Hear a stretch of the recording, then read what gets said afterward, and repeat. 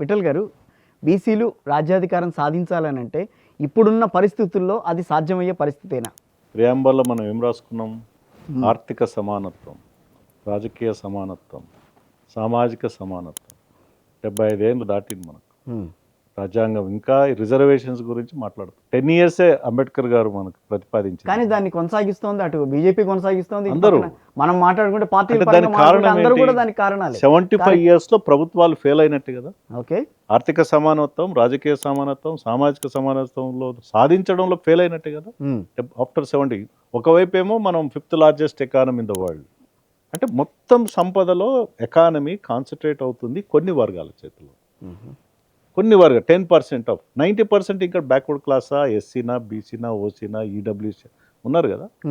దీనికి కారకులు ఎవరు? పాలించినటువంటి తరతరాలుగా పాలించినటువంటి పాలకులే. ఇంకా మనం రిజర్వేషన్స్ గురించి మాట్లాడుతున్నాం.